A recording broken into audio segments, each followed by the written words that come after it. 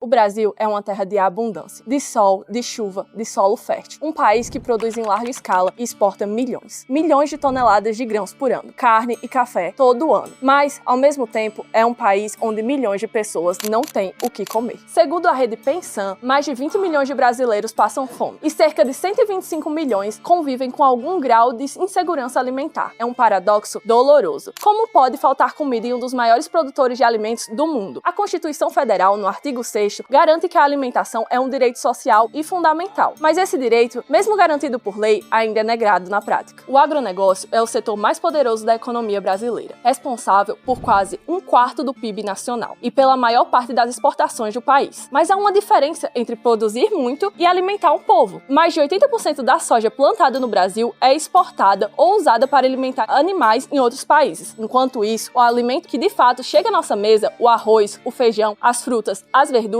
vem principalmente da agricultura familiar. De acordo com o Censo Agropecuário do IBGE, a agricultura familiar representa 77% dos estabelecimentos rurais do país e é responsável por cerca de 70% dos alimentos consumidos no Brasil. São famílias que produzem com pouco recurso, mas com muito trabalho, esforço e esperança. Mesmo assim, continuam sendo as mais esquecidas nas políticas públicas. Enquanto o agronegócio cresce, concentra terras e lucros, a agricultura familiar luta para resistir. Por que o país escolheu esse caminho? Por que priorizamos tanto o agronegócio e deixamos de lado quem realmente alimenta o povo brasileiro? É sobre isso que o professor mestre Carlos Jardel vai nos ajudar a entender, falando um pouquinho sobre esse modelo agroexportador. Boa tarde, pessoal. Eu sou o John, o segundo período de Direito da Universidade do Estado do Rio Grande do Norte. Estou aqui com o professor Jardel, da Escola Estadual de Educação Profissional, para falar um pouco das diferenças entre o modelo de agroexportação e o modelo de agricultura familiar e os seus respectivos impactos para a segurança alimentar aqui no Brasil. Boa tarde, John. Boa tarde, pessoal. Quero dizer que é uma satisfação poder falar sobre agricultura, falar sobre agronegócio, falar sobre segurança alimentar. São temáticas muito importantes, relevantes. Espero que a gente consiga corresponder às expectativas do trabalho. A primeira pergunta que eu tenho em relação é justamente ao modelo de agroexportação e quais são os seus principais impactos para a segurança alimentar aqui no país. Antes de tudo, eu quero conceituar o que seria o agronegócio. É uma atividade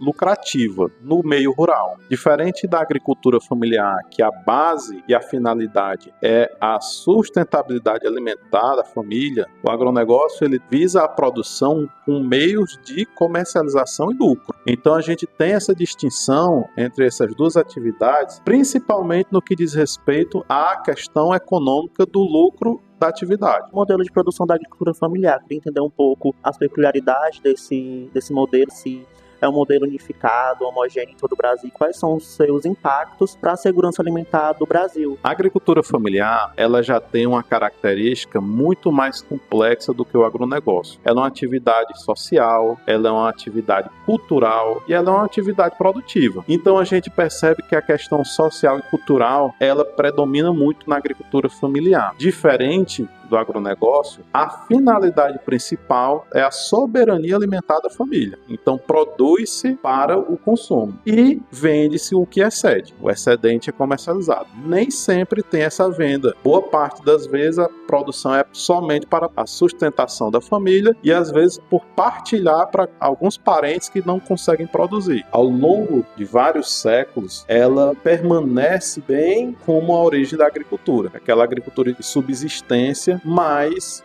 das últimas décadas para cá, a tecnologia ela vem ganhando espaço dentro da agricultura familiar e a gente percebe que algumas tecnologias já estão sendo específicas para a agricultura familiar, como mecanização de pequeno porte, como tecnologia de sistemas produtivos de pequeno porte. A gente tem como um exemplo de sucesso o sisteminha da Embrapa, que é uma tecnologia que foi criada especificamente para a agricultura familiar. O sisteminha combate a fome porque possibilita que famílias de baixa renda produzam alimentos por meio de estruturas simples. No coração do Nordeste, entre a Caatinga e o sal das dunas, vive um povo que aprendeu a cultivar esperança em meio à seca. É o Rio Grande do Norte, onde o campo é mais do que a economia, é a identidade. Desde o pau-brasil até o açúcar e o algodão, o solo potiguar sustentou impérios, mas também herdou um legado difícil de romper, a concentração de terras e a desigualdade rural. Segundo o Censo Agropecuário de 2017, o estado tem 63 mil estabelecimentos rurais e quase 80% são familiares. Mesmo assim, ocupam apenas 34% das terras, enquanto grandes fazendas, 20% do total, concentram mais de 65% da área agricultável. É a velha desigualdade da terra que o tempo insiste em manter. Mesmo assim, são essas famílias que alimentam o estado. Elas geram 67% dos empregos no campo potiguar e produzem os alimentos básicos, feijão, mandioca e milho, que resistem à seca e à falta de apoio técnico. Mais de 90% têm energia elétrica, mas apenas recebem assistência técnica e 2,5% em tratores. Produzem muito com quase nada. O RN também é destaque na fruticultura. O melão de Açu de Mossoró cruza oceanos, mas por trás dos exportadores há o envelhecimento dos agricultores e o êxodo dos jovens para as cidades. Mesmo com avanços, o Rio Grande do Norte ainda apresenta insegurança alimentar. Ainda mais de 371 mil pessoas ainda sofrem com esse problema. A luta por comida justa e acessível continua. Mas o desafio não é só potiguar. Do sertão ao sul do país, o Brasil continua tentando lutar pelo direito de quem fortalece e garante o principal direito de todos, a alimentação acessível e distribuída. Além disso, a Lei Estadual 10.536 de 2019, que garante que pelo menos 30% das compras públicas sejam da agricultura familiar, quem realmente alimenta o Estado. Nos últimos anos, o Rio Grande do Norte vem apresentando avanços. Em 2025, 4,3% da insegurança alimentar caiu, muito impulsionada pelo programa Leite Potiguar, que garante distribuição de leite em mais de 167 municípios, atendendo mais de 73 mil famílias. E também o programa Restaurante Popular, presente em mais de 53 municípios e distribuindo 38 mil refeições por dia a valores de R$1. Em todos os cantos do Brasil, há famílias que acordam antes do sol para plantar, cuidar da terra